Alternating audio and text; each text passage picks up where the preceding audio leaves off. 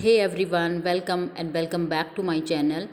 तो आज है 9 मई और आज है मेरा डे 11 जो मेरा 90 डे चैलेंज है उसका 11th डे है आज। तो बस लास्ट नाइट मैंने उसी का एक बार अपना जो काम करना है आज उसकी लिस्ट बनाई थी कि मुझे आज क्या क्या करना है वो सब। और तो देखते हैं आज के टारगेट्स में हम कितना कंप्लीट कर पाते हैं और कितना नहीं। तो आप सभी को गुड मॉर्निंग। और मॉर्निंग में जो मेरा स्लॉट था वो मेरा हिस्ट्री सब्जेक्ट से था। तो हिस्ट्री में मैंने क्या किया था कि लास्ट डे मैंने अपने चैप्टर को कंप्लीट किया था और उसके बाद मैंने उसके क्वेश्चन बैंक में जो भी क्वेश्चंस थे वो सोल्व किए, प्लस में रिवीजन किया। क्योंकि मैं जब भी क्वेश्चन सोल्व करती हूँ तो उससे पहले स्पेशली इन पेपर 1 तो उससे पहले मैं अपना एक रिवीजन देती हूँ। जो मैंने लास्ट क्लास में पढ़ा है तो उसको एक बार रिवाइज कर लेती हूँ। तो रिवाइज करने से क्या होता है, चीज़ें ऑटोमेटिकली रिकॉल हो जाती हैं आपके माइंड में, और जब आप प्रैक्टिस सेट लगाते हो तो बहुत ईजी हो जाता है। तो जब भी आप रिवाइज करें उसके बाद प्रैक्टिस सेट्स ज़रूर लगाएं। तो मैंने अपना क्वेश्चन बैंक में जो क्वेश्चंस थे वो कंप्लीट कर लिए थे। ज़्यादा क्वेश्चन उसमें नहीं है, लेकिन हाँ ये है थोड़ा बहुत आपको ये हो जाता है कि हाँ आपने अच्छे से तैयारी कर ली है, ठीक है। तो उसके बाद मॉर्निंग में करने के बाद तो बस वही घर में थोड़ा बिजी रहते हैं। और उसके बाद क्या किया कि मैंने आफ्टरनून में मैंने केमिस्ट्री ली, ऑर्गेनिक केमिस्ट्री। तो लास्ट डे मैंने इसके 50 से 60 क्वेश्चंस के अराउंड किए थे। मैंने रिवीजन इसका नहीं किया क्योंकि मैं चैप्टर कंप्लीट करती हूँ ऑर्गेनिक केमिस्ट्री या केमिस्ट्री में, उसके बाद डायरेक्ट क्वेश्चंस के सेट लगाती हूँ। क्योंकि ये ऑर्गेनिक केमिस्ट्री या केमिस्ट्री में मुझे ज़्यादा रिवीजन की ज़रूरत नहीं पड़ती है। तो मैं डायरेक्ट चैप्टर में जो इम्पोर्टेंट पॉइंट्स होते हैं उनको पढ़ती हूँ और उसके बाद डायरेक्ट उसके क्वेश्चन सेट लगा देती हूँ, ठीक है। तो उसके बाद क्वेश्चन सेट हो गए हमारे। उसके बाद ये अभी 50 के से 60 क्वेश्चंस हमारे कंप्लीट होते हैं। और 50 से 60 क्वेश्चन कंप्लीट करने के बाद आज का जो दिन है हमारा, वो उस दिन में मैंने क्या किया कि जो क्वेश्चंस मेरे रहते थे प्रैक्टिस करने, क्योंकि इसमें मैंने आपको बताया था 250 के अराउंड क्वेश्चन है अगर टोटल पोर्शंस को लगाएं।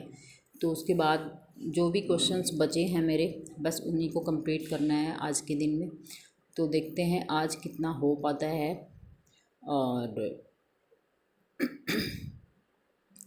आप लोग मुझे कमेंट सेक्शन में ज़रूर बताएं कि आप भी अपनी तैयारी को किस तरीके से कर रहे हैं। क्या आप भी अपनी प्रैक्टिस को उसी तरीके से कर रहे हैं जैसे मैंने आपको टारगेट्स दिए थे, या फिर आप उस तरीके से नहीं अपना कोई डिफरेंट मेथड्स अपना रहे हैं। और आप मुझे ये भी बताएं कि कितने लोग ऐसे हैं जो इस टारगेट को कंप्लीट कर रहे हैं इसी के अकॉर्डिंग, और कौन कौन ऐसे हैं जो अपना एक डिफरेंट टारगेट लेके चले हुए हैं। तो वो मुझे एक बार ज़रूर बताएं ताकि मुझे भी पता चले कि जो हम टारगेट लेके चले हुए हैं उसको कितने लोग ऐसे हैं जो टारगेट को सेम टारगेट की तरह ही अपना कर रहे हैं। तो वो एक बार आप ज़रूर बताएं मुझे, ठीक है। तो आज का जो मॉर्निंग का टाइम था मेरा वो तो फर्स्ट स्लॉट में चला गया था। उसके बाद सेकंड स्लॉट में अभी ऑर्गेनिक केमिस्ट्री है। तो ऑर्गेनिक केमिस्ट्री में एक थोड़ा सा लेंदी हो जाता है क्वेश्चंस को सोल्व करना। तो बीच बीच में कभी आपको ऐसा भी लगता है कि आप बोर हो रहे हैं, बहुत ज़्यादा हो रहा है, लेकिन उस टाइम आपको क्या करना होता है कि आप बीच में एक ब्रेक लें और ब्रेक लेने के बाद आप तुरंत अपने शर्ट्स को लगाना दोबारा से शुरू कर दें जब भी आपको लगे ऐसा। क्योंकि काफ़ी टाइम पे ऐसा होता है जब आप बहुत सारे क्वेश्चंस कर लेते हैं सेम टाइप के, तो आप बीच में थोड़ा सा बोर हो जाते हैं। तो उसके बीच में आप अपना कोई ब्रेक ले सकते हैं। कोई ब्रेक तो आपके अकॉर्डिंग टू योर हॉबी हो सकता है, जैसे आपकी कोई भी हॉबी है तो आप उसके अकॉर्डिंग कर सकते हैं।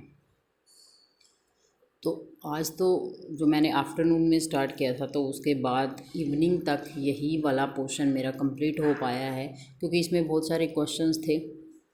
तो मैंने सोचा कि थर्ड स्लॉट को स्टार्ट करूं, उससे बेटर है कि मैं अपने इस सेकंड स्लॉट को ही कंप्लीट करूं। तो सेकंड स्लॉट को कंप्लीट किया, उसके बाद थर्ड स्लॉट आज मैंने नहीं किया है। और मैंने अपने सिर्फ ऑर्गेनिक केमिस्ट्री के इसके प्रैक्टिस सेट में जितने भी क्वेश्चंस थे इस बुक में, बस उन्हीं क्वेश्चंस को ही मैंने क्या किया है, कंप्लीट करने की कोशिश की है। तो आज के दिन में मेरा सिर्फ इतना ही हो पाया है। 2 स्लॉट मैंने कंप्लीट किए हैं, थर्ड स्लॉट नहीं किया है। थर्ड स्लॉट जो कि मेरा एजुकेशनल साइकोलॉजी से होता है क्योंकि मुझे पता है कि एजुकेशनल साइकोलॉजी को पढ़ना इजी है और ये प्रैक्टिस सेट मेरा रह गया है तो फिर रह ही जाता है, क्योंकि एक चैप्टर से जब आप क्वेश्चंस कर लेते हो तो उसमें कुछ रह जाता है तो फिर वो बाद में दोबारा करने का मन नहीं करता। तो इसलिए कॉन्टीन्यूटी में जब आप कोई काम कर रहे हैं तो उसको कंप्लीट करना ज़्यादा इजी हो जाता है, क्योंकि जब आप उसके कुछ क्वेश्चन छोड़ देते हैं, सपोज आपके 30 to 40 क्वेश्चंस रह जाते हैं, तो फिर बाद में उसको करना थोड़ा मुश्किल हो जाता है। तो बेटर है कि आप उसको एक बार में ही कंप्लीट करें। मेरा ये रहता है कि मैं एक बार जब कोई काम स्टार्ट करती हूँ तो उसके बाद उसको कंप्लीट ही कर देती हूँ, उसके आगे पीछे ये नहीं सोचती कि वो रह गया, ये कर लेती हूँ, वो कर लेती हूँ। जस्ट जो काम आपको करना है तो वही करना है।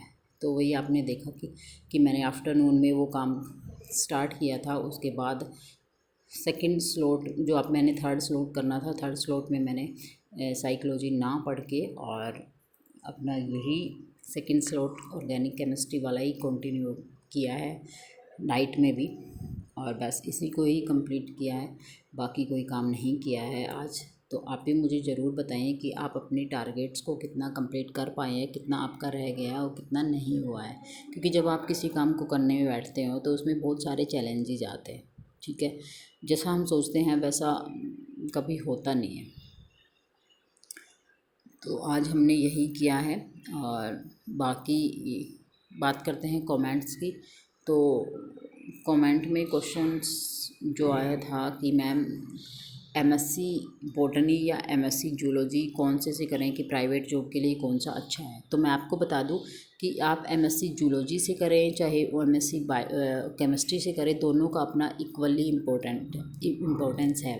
क्योंकि देखो, जब भी आप क्लास 11 या 12 को पढ़ाते हो तो उसमें पीसीएम में आता है। तो पीसीएम मतलब जो मैथमेटिक्स वाले स्टूडेंट्स हैं तो उनको तो सिर्फ मैथ्स लेना होता है, लेकिन पीसीबी व बायोलॉजी, तो बायोलॉजी में तो आपको तीनों सब्जेक्ट्स ही पढ़ाने होते हैं।